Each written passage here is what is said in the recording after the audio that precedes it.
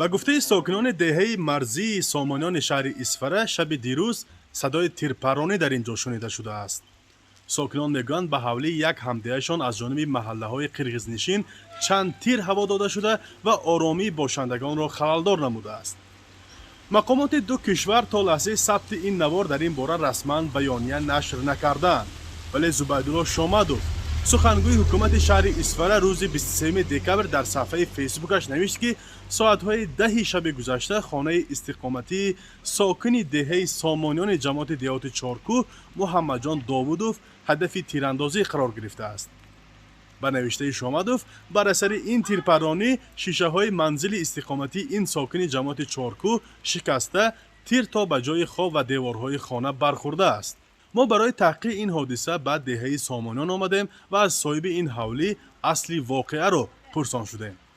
ҳамин якумаш замин бизад, дуюмаш аллакай ман ба рост шудагӣ бачам тир пеш мани бедор кард, ки ҳамин рафта шарақ кирд девор бизади, ҳамин ҷои хоби ман бизад. دیگه این بچه های کودک های مایده خواب بودن بیدار کرده جای بخطر و این پشتی و بگرفتم دیوال با یک تاش بیچاره همه ترسید جاشند میزده فرسن. معلوم نیست که تیرپرانی به سوی منزلی زیست این ساکنی چارکوه از سوی کی صورت گرفته است، ولی حولی او با ساکنان قرقیزستان دیوار به دیوار جایگیر شده است. جانب قرقیزستان در این رابطه هنوز معلومات نداده است.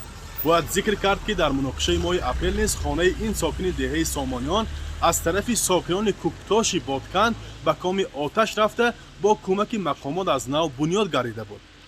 2 ماه پیش نیز 4 سر گاوش گم شده و مقامات انتظامی تاجیکستان پس از چند روز از منطقه قرقیزنشین دریافته بازپس گردانده بودند.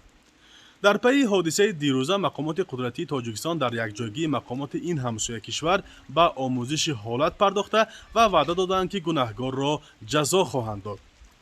امروز در دهه مرزی آرامی حکم فرما است و چند از ساکنان میگویند حادثه دیشب آنها را نگران کرده است. گفتم که شب سفر رو شد میجمع با خواب بامدگیش نشیشته ترسیده نه؟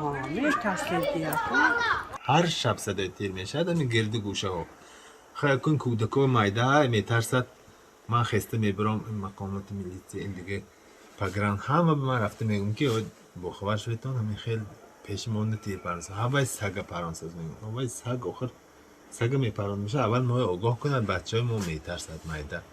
در ریاست مرزبانی کمیته دولتی امنیت ملی تاجیکستان در سوخت روز 23 دکبر به رادیو آزادی گفتند که جانب‌ها پس میز مذاکره نشستند و نتیجه های آن در رسانه‌های دولتی نشر خواهد شد.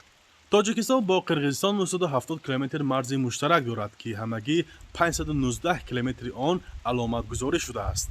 به دلیل مشخص نبودن و علامت گذاری نشدن مرز بین ساکنان نزد مرزی دو کشور با بهانه‌های گوناگون نزاع سر می‌زند. در آخرین نزاع که روزهای 28 اپریل تا 1 می سال جاری رخ داد، 36 شهروند قرقیزستان و 19 شهروند تاجیکستان کشته شده و از دو جانب بیشتر از 200 کس مجروح گردید. دو جانب یکدیگر را در سر زدن نزاع گناهکار دانستند. فرزان محمدی، رادیو آزادی از دهه مرزی سامانیان شهر اسفره.